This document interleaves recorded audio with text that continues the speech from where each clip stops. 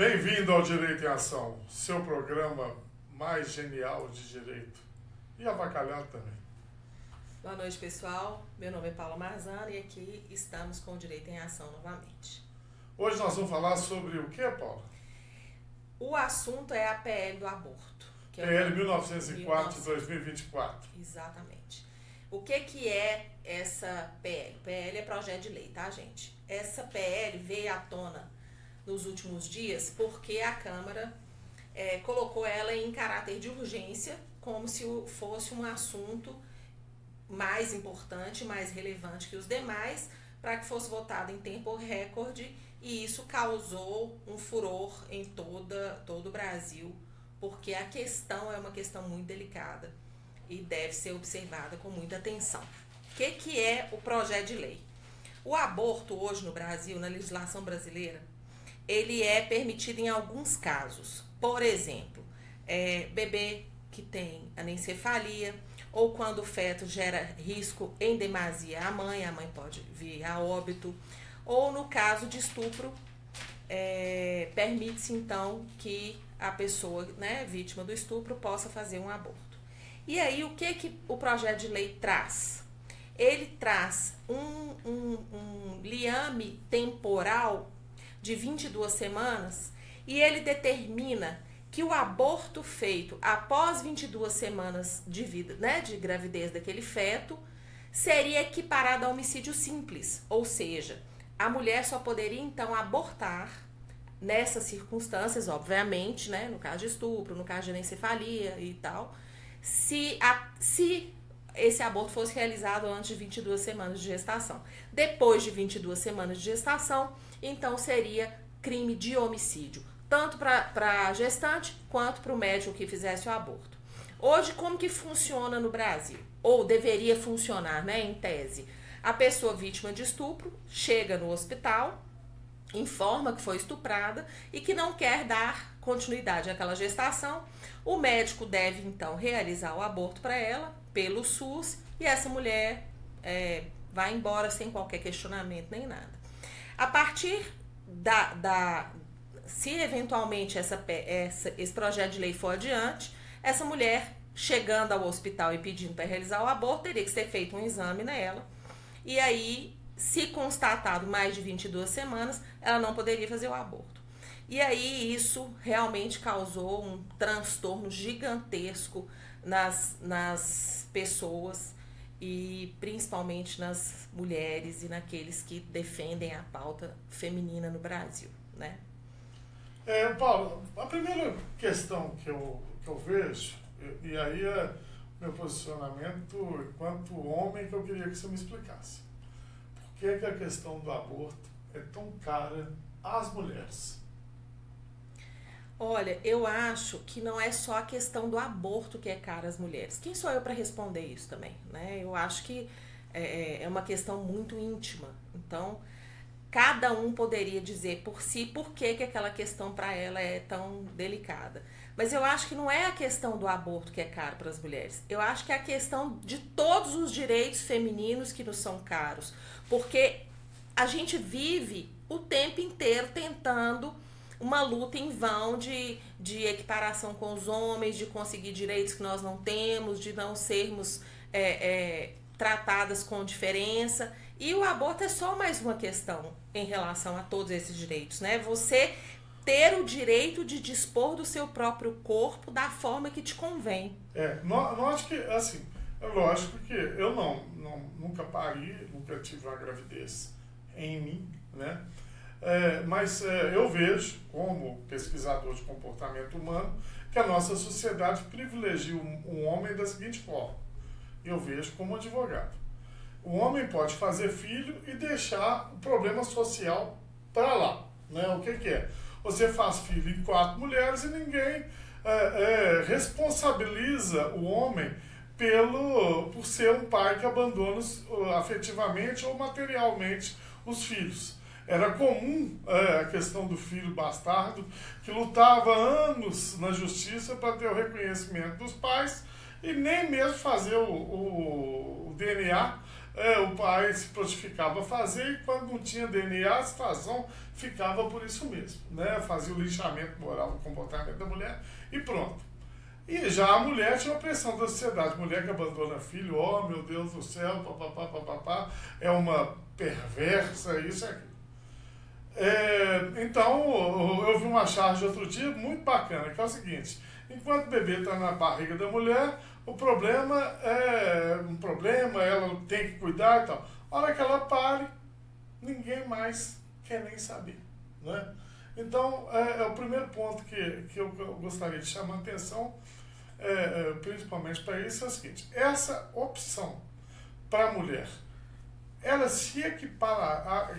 equipararia a mulher ao comportamento do homem de poder escolher ter ou não a vinculação com o filho?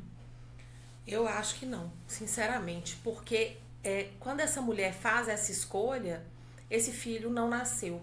É uma vida, é uma criança que está sendo gerada. Quem sou eu para falar que aquilo não é uma criança? Mas apesar de você ter dito que quando a mulher abandona o filho ela é execrada, eu já penso diferente. Eu acho que mãe não abandona filho.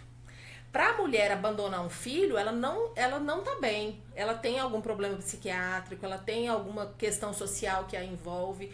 Porque o que eu vejo diuturnamente são mulheres nas piores condições que se pode imaginar, às vezes em situação de rua com os seus filhos. Então é muito difícil uma mãe abandonar um filho. Então seria uma questão de desespero, de falta de amparo social. Eu acredito que sim. Para cuidar dos próprios filhos. Eu acredito que sim. E aquela questão de você não querer gerar uma vida oriunda de um crime, né?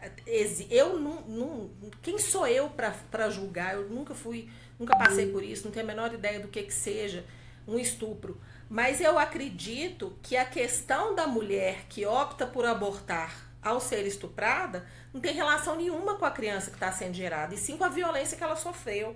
Eu acho que é uma angústia muito grande, é um sofrimento muito grande você gerar uma vida a partir de uma violência. Não estou julgando, não estou falando que eu sou contra nem a favor, eu só acho que existem questões inerentes ao ser humano que não são possíveis de se decidir em análises jurídicas. Eu acho que o direito não consegue chegar nesse ponto, nem a medicina.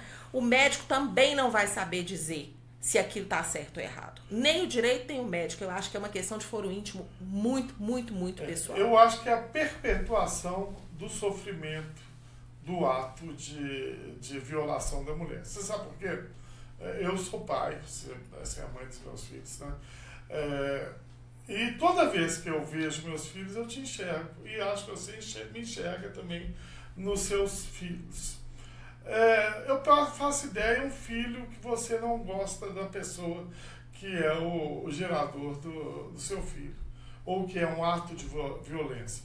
Não tem jeito, toda vez que você enxerga aquele fruto, você vai enxergar o tronco que veio ele. Então, quando você, eu acho que deve ser, toda vez que você enxergar o fruto do estupro, você vai estar enxergando a violência que você sofreu. Então, você estaria condenando a mãe a perpetuar o sofrimento da violação que ela sofreu. Não importa se foram 22, 24, 30 semanas, aquilo dali é um fruto de uma violência. Você pode, juridicamente, condenar a mãe a um sofrimento perpétuo? E aí, eu vou até falar, mesmo que aquele fruto seja afastado da mãe, psicologicamente você não tem como cortar o vínculo. Falar, existe um fruto de uma violência que eu sofri no mundo. E essa criança gerada também desse sofrimento, ela vai viver também uma pena perpétua, porque ela vai passar a vida inteira dela ciente de que ela é fruto disso. Se contarem para ela, se não contarem, vai ser uma criança que vai viver com um sentimento de rejeição gigantesco, sem entender nenhum motivo. Eu não sei o que é pior. Gente, eu falo isso, né, porque eu sou a favor de abortar, nem contra, não. O que eu sou contra é de querer imputar a uma mulher que foi vítima de estupro e quer abortar a possibilidade dela ser condenada por homicídio. É isso que eu sou contra. Eu não tenho direito de dizer para uma pessoa se ela deve ou não deve abortar. Jamais. Nem eu, nem ninguém. Interessante que outro dia eu ouvi uma delegada falando, muito clara, e gostei demais que ela falou. Parece que 22 semanas é um prazo muito longo. Mas a gente tem que ver a situação da vítima, que muitas vezes é uma menina de 12, 13 anos. E o que acontece? Ela não tem a dimensão da gravidez.